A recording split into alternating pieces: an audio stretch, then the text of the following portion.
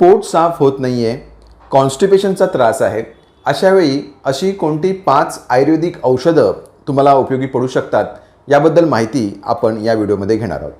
बघा मित्रांनो, आपल्यापैकी अनेक जणांना कदाचित कॉन्स्टिपेशनचा त्रास असेल किंवा काही जणांना अधूनमधून कॉन्स्टिपेशनचा त्रास होत असेल. तर अशावेळी पटकन फायदा देणारी कोणती आयुर्वेदिक औषधं आहेत याबद्दल आपण पाहूया. आयुर्वेदिक औषधांमध्ये पोट साफ करणारी किंवा कॉन्स्टिपेशन दूर करणारी जी औषधं आहेत ना, त्यांचा विक्री, त्यांची खप ही अधिक प्रमाणामध्ये होते आणि जनसामान्याचा पण कल जो आहे तो कॉन्स्टिपेशनसाठी किंवा पोट साफ करून घेण्यासाठी आयुर्वेदिक औषधं घेण्याकडेच असतो. तर वेगवेगळ्या कॉन्स्टिपेशनच्या प्रॉब्लेममध्ये किंवा वेगवेगळ्या कारणांमुळे झालेल्या कॉन्स्टिपेशनमुळे अशी कोणकोणती आयुर्वेदिक औषधं असतात जी आयुर्वेदिक वैद्य देत असतात ते आपण बघूया. पुढे जाण्याआधी मित्रांनो, जर तुम्ही आयुर्वेद शास्त्र ह्या आमच्या चॅनलवर नवीन असाल, नव्याने आमचं चॅनल बघत असाल तर आमचं चॅनल सबस्क्राईब करून ठेवा. बाजूला नोटिफिकेशनचं बेल आयकन दाबून ठेवा, त्यामुळे अशीच नवनवीन माहिती तुम्हाला वरचेवर मिळत राहील. मित्रांनो, आजकाल आपण पाहतो की कॉन्स्टिपेशन बऱ्याच जणांना असतं आणि हा तसा बघितला तर बदलत्या जीवनशैलीमुळे झालेला आजार आहे.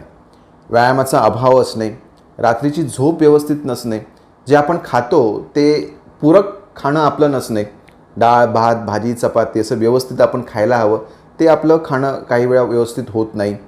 तूप तेल याचा वापर आपण आहारामध्ये कमी करतो, कडधान्य अधिक प्रमाणामध्ये खातो, तिखट मसालेदार पदार्थ अधिक प्रमाणामध्ये खातो, जेवण आपण स्किप करतो, उशिरा जेवतो, दुपारी 3 वाजता 4 वाजता असं आपलं जेवण होतं किंवा रात्रीचं जेवण लेट होतं, व्यायाम बिलकुल होत नाही, नुसतं आपण बसून राहतो. तर अशा प्रकारची वेगवेगळी कारणं जी आहेत ना ती कॉन्स्टिपेशनला कारणीभूत ठरतात. स्ट्रेस घेणे, अधिक चिंता करणे या कारणामुळे सुद्धा कॉन्स्टिपेशन हे होत असतं. तर अशावेळी अधिक प्रमाणामध्ये औषधं घेण्यापेक्षा जर तुम्हाला कॉन्स्टिपेशनचा त्रास वारंवार होत असेल तर नेमकं तुमच्या आहारामध्ये, तुमच्या विहारामध्ये काय बिघडतं आहे ते बघून करेक्ट करणं हे फार महत्त्वाचं असतं. कारण काय होतं, तुम्ही जर औषधं घेत राहिलात तर औषधांची तुम्हाला सवय देखील पडू शकते. त्यामुळे ह्या गोष्टीकडे सुद्धा तुम्हाला लक्ष द्यायला हवं. तसंच थोड्या वेळासाठी तुम्ही आयुर्वेदिक औषधंही घेऊ शकता. काही दिवसांसाठी, समजा 7 दिवसांसाठी, 15 दिवसांसाठी अशा पद्धतीने तुम्ही आयुर्वेदिक औषधं ही पोट साफ करण्यासाठी घेऊ शकता. परंतु त्या औषधांची तुम्ही सवय ही लावून घेऊ नका. आता पहिलं जे औषध आहे जे तुम्हाला पोट साफ करण्यासाठी उपयोगी पडू शकतं त्याचं नाव आहे अभयारिष्ट. अभया म्हणजे हिरडा आणि अरिष्ट म्हणजे संधान प्रक्रिया करून बनवलेलं औषध. आता हे औषध कसं आहे, हे फर्मेंटेड केलेलं औषध आहे, म्हणजे याच्यामध्ये सेल्फ जनरेटेड अल्कोहोल अगदी थोड्या प्रमाणामध्ये असतं. त्यामुळे हे औषध जे आहे ते उष्ण आहे. याच कारणामुळे अभयारिष्ट हे औषध वात आणि कफ हे 2 दोष वाढल्यामुळे जर तुम्हाला कॉन्स्टिपेशन होत असेल तर फायद्याचं होऊ शकतं. आता बघा, काही जणांना काय होतं की पोट जे आहे ना ते एकदम भरल्यासारखं वाटतं, चव तोंडाची गेल्यासारखी वाटते, पोटामध्ये गॅस असा फिरतो आहे, फुगतंय पोट, अशा प्रकारची भावना निर्माण होते. आणि जर तुम्हाला कॉन्स्टिपेशन होत असेल आणि जर तुम्हाला 1-2 दिवस आड करून घट्ट संडास जर होत असेल तर अशावेळी तुम्हाला अभयारिष्ट हे औषध उपयोगी पडू शकतं. पण इकडे एक गोष्ट लक्षात घ्यायला हवी की हे औषध थोडंसं उष्णसुद्धा आहे, कारण हे एक प्रकारचं अरिष्ट आहे. त्यामुळे जर तुमची पित्त प्रकृती असेल, जर तुम्हाला पित्ताचे त्रास असतील, जर तुमच्या शरीरात उष्णता अधिक असेल तर मात्र हे औषध जे आहे ते तुम्हाला अधिक प्रमाणामध्ये सूट होणार नाही. त्यामुळे मित्रांनो, माझी आपल्या सगळ्यांना विनंती आहे की कोणतंही आयुर्वेदिक औषधंसुद्धा जर तुम्ही घेत असाल तर तुम्ही जवळच्या आयुर्वेदिक वैद्यांना आपली प्रकृती दाखवा, चेक करून घ्या. तुमच्या शरीरामध्ये कोणते दोष बिघडलेले आहेत, का बिघडलेले आहेत आणि ते दोष व्यवस्थित करण्यासाठी तुम्हाला किती दिवस औषध घेण्याची आवश्यकता आहे, ते औषध संपल्यावर दुसरं औषध घेण्याची आवश्यकता आहे का, ह्या गोष्टींचा सांगोपांग विचार करून जर तुम्ही ट्रीटमेंट जर घेतली तर निश्चितच तुम्हाला चांगल्यापैकी फायदा हा होऊ शकतो. तेव्हा मित्रांनो, हा व्हिडिओ पाहून हे जी काही औषधं मी तुम्हाला सांगणार आहे ती परस्पर आयुर्वेदिक मेडिकल स्टोअरमधून कृपा करून घेऊ नका. तुम्ही जवळ आयुर्वेदिक वैद्यांना भेटा आणि तुमच्या शरीरामध्ये दोष वाढले आहेत तर ह्या दोषांमध्ये हे औषध मला उपयोगी पडू शकतं का, तर अशा पद्धतीने तुम्ही चौकशी करून, चेक करून ही औषधं घ्या. कारण काय आहे मित्रांनो की तुमचा जर कोटा हलका असेल आणि जर मी सांगितलेलं एखादं औषध तुम्ही घेतलात तर कदाचित तुमच्या पोटामध्ये मुरड मारून जास्त संडास पण होण्याची शक्यता आहे किंवा किंबहुना तुम्हाला त्याची सवयसुद्धा लागण्याची शक्यता आहे. त्यामुळे ह्या व्हिडिओमधली जी औषधांची नावं मी तुम्हाला सांगतोय ती फक्त तुमच्या माहितीसाठी ठेवा. यांचा वापर जो आहे तो मात्र तुम्ही आयुर्वेदिक वैद्यांच्या सल्ल्यानेच करा. तर मित्रांनो, अभयारिष्ट जे औषध आहे ते वात आणि कफ हे 2 दोष वाढल्यामुळे जो कॉन्स्टिपेशन होतो त्यामध्ये उपयोगी पडतं.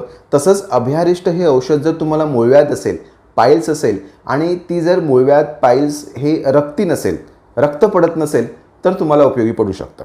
अभ्यारिष्ट हे औषध वातानुलोमक आहे, पोट चांगल्या पद्धतीने साफ करतं. दुसरं जे औषध आहे ते आहे अविपत्तिकर चूर्ण. मित्रांनो, मी भरपूर अविपत्तिकर चूर्ण वापरतो, कारण अविपत्तिकर चूर्ण हे जे औषध आहे ना, हे पित्त कमी करणारं आहे. म्हणजे एखाद्याच्या शरीरामध्ये उष्णता असेल आणि जर त्याचं पोट साफ होत नसेल किंवा एखाद्याला अम्लपित्त किंवा विदग्धाजीर्णाचा त्रास असेल आणि त्याचं जर पोट साफ होत नसेल तर अविपत्तिकर चूर्ण हे औषध अतिशय चांगलं काम करतं. अविपत्तिकर चूर्ण काय करतं की पोटामधलं पचन पण सुधारतं आणि वाढलेलं जे खराब पित्त असतं ते दूर करतं. काही जणांना बघा की पोटामध्ये जळजळ होते आणि त्याचबरोबर आंबट पाणी असं वरती आल्यासारखं वाटतं. तर अशा प्रकारची लक्षणं असतील, अपचन असेल आणि पोट साफ होत नसेल तर अविपत्तिकर चूर्ण हे औषध एकदम चांगल्या पद्धतीने फायदा देतं. तिसरं जे औषध आहे ते एकदम फेमस आहे आणि हे औषध आधीच्या काळामध्ये अगदी नित्य नियमाने वापरलं जायचं, म्हणजे आजी आजोबा द्यायचे. तर हे औषध आहे ते म्हणजे एरंड तेल.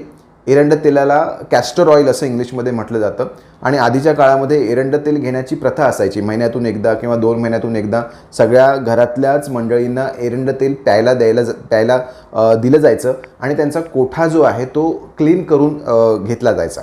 कसं आहे मित्रांनो की आपलं पोट साफ होत असेल ना तर आपलं सगळं जे आरोग्य आहे, सगळं जे आपलं शरीर आहे ते व्यवस्थित राहतं. कारण आपल्या शरीरातला मलभाग आहे, टॉक्सिन्स आहेत, ते वेळच्या वेळी बाहेर निघून जात असतात आणि आपल्या आतड्यांची स्वच्छताही होत असते. तर एरंड तेल जे आहे ते मृदू अनुलोमक आहे. पोटामध्ये आपली जी आतडी आहे त्या ठिकाणी ओलसरपणा पण असणं आवश्यक आहे. आता एरंड तेल हे दोन्ही काम करतं. हे तेल असल्यामुळे त्या ठिकाणी आतड्यांना जी एक प्रकारची मृदुता हवी, ओलसरपणा हवा, त्याची पूर्तता करतं आणि त्याचबरोबर आतड्यांची शक्तीसुद्धा वाढवतं. पुढे ढकलण्याचं काम करतं. अन्न जे असतं आतड्यांमध्ये ते पुढे ढकलण्याचं काम एरंड तेल करतं. त्यामुळे एरंड तेल हे अतिशय छान असं पोट साफ करणारं औषध आहे. मुख्यत्वे करून ज्यांना संधिवाताचा त्रास आहे, ज्यांना कंबरदुखीचा त्रास आहे, ज्यांना गुडघेदुखीचा त्रास आहे, म्हणजे वाताचे त्रास जर असतील ना तर तुम्ही अधूनमधून एरंड तेल हे तुमच्या डॉक्टरांच्या सल्ल्याने नक्कीच घ्यायला हवं. चौथं जे औषध आहे ते आहे स्वादिष्ट विरेचन चूर्ण. याच्या गोळ्यासुद्धा मिळतात. हे जे औषध आहे स्वादिष्ट विरेचन चूर्ण, यामध्ये सोनामुखी असते आणि जी सोनामुखी आहे ना ही आपल्या आतड्यांची शक्ती वाढवते आणि तसंच आपल्या पोटामध्ये जे आतडी असतात त्याच्यामध्ये पाण्याचं प्रमाणसुद्धा आणते. म्हणजे जी मोशन असते ना ती अधिक ओलसर करते आणि त्यामुळे मोशन जी आहे, जी संडास जी आहे ती पुढे जाण्यामध्ये मदत होत असते. तर स्वादिष्ट विरेचन चूर्ण हे सुद्धा अतिशय चांगलं असं पोट साफ करणारं औषध आहे. ज्या लोकांना त्वचेचे काही ना काही त्रास आहेत किंवा पित्ताचे काही त्रास आहेत अशा व्यक्तींना स्वादिष्ट विरेचन चूर्ण हे पोट साफ करण्यासाठी उपयोगी ठरू शकतं. यानंतर मित्रांनो 5वं जे औषध आहे ते आहे आरगवत कपिलावटी. आरगवत कपिलावटी किंवा एकेवटी अशा नावाने हे औषध मार्केटमध्ये मिळतं. याच्यामध्ये 2 औषधं आहेत, आरगवत आणि कंपिल्लक. आरगवतला आपण मराठीमध्ये बहावा म्हणतो. बघा छानपैकी अशी पिवळी फुलांनी बहरलेला असा वृक्ष बहाव्याचा वृक्ष आपण पाहिलेला असेल. तर ह्या बहाव्याचं जे फळ असतं असं एक लांब असं फळ असतं शेंगेसारखं आणि त्याचा मगज असतो आणि त्या मगजापासून हे आरगवत कपिलावटी बनवली जाते. कपिला म्हणजे कंपिल्लक असतं आणि हे सुद्धा एक लालसर रंगाची एक पावडर मार्केटमध्ये मिळते. तर त्यापासून आरगवत कपिलावटी ही बनवली जाते. हे जे औषध आहे ना हे कृमींवर सुद्धा अतिशय छान काम करतं.